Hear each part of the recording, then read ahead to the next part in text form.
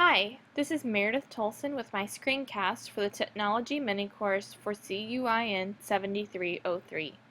This week I'm going to focus on how I use Pinterest to help me both professionally and academically. I'd like to start with a little bit about how Pinterest works. Pinterest is a website that allows users to share photos and links. When users see a photo on a page they'd like to share, they can pin it. These pins are organized onto boards by theme. While many users have been pinning for personal use, educators have recently begun using it for professional use as well. This screencast will focus on some of the ways that I have used Pinterest to develop both my professional and academic goals. In education, creativity is essential. From designing creative lessons to organization and management, creative solutions are essential. Pinterest is a way for me to both build off of the ideas of others and to share my own ideas. On my personal Pinterest, this may look like sharing an art project or discovering a recipe I want to try. Professionally, it looks like a new way to teach division or sharing a way to review for a test that worked well in my classroom. This is an example of one of my pins from my 21st Century Skills board. It is a video I created explaining the overview of one of the projects on the Social Studies curriculum map from the P21 website. The project focuses on creativity by requiring students to choose an influential figure in world history to research. With that new information, they have to create a form of media. The examples in the curriculum map were to write a poem or a play. In my classroom, though, I would extend this further to allow students to create any form of media, including a song, comic strip, speech, or video. This project focuses on creativity, and on Pinterest, I can share this creative project with other teachers. The second reason Pinterest is helpful as an educator and as a student is because it helps visual learners.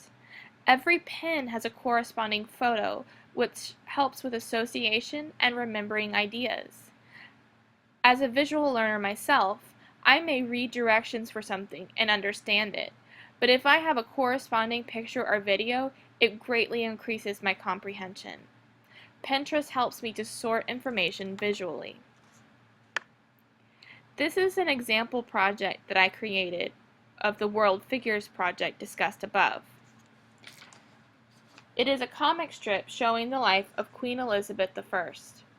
It covers both her young life as well as her political life.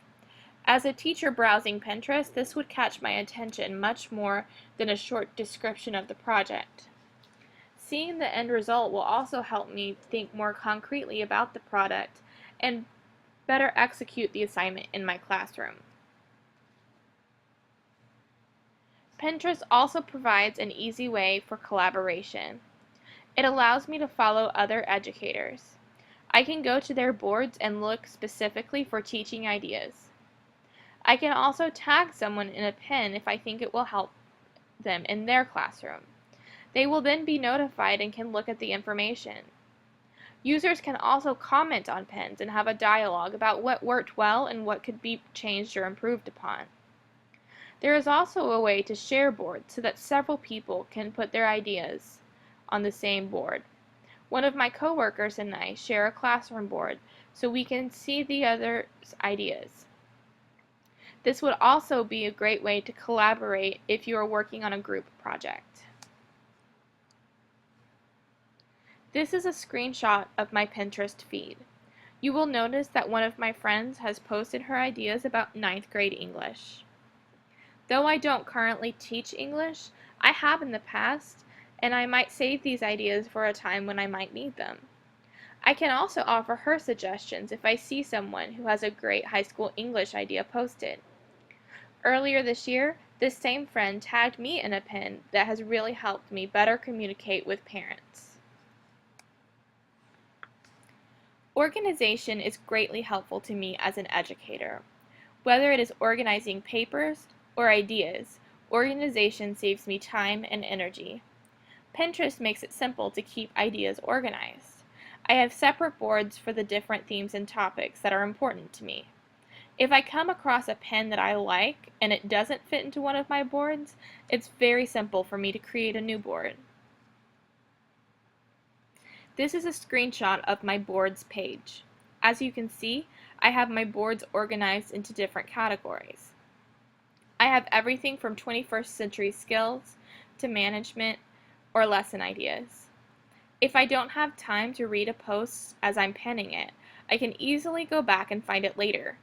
If I'm stuck on a lesson idea, Pinterest is the first place I go to. Using Pinterest for student assignments incorporates many of the 21st century skills addressed in this course. Students can collaborate and communicate with others by using Pinterest. Creating boards also uses the highest level of Bloom's taxonomy.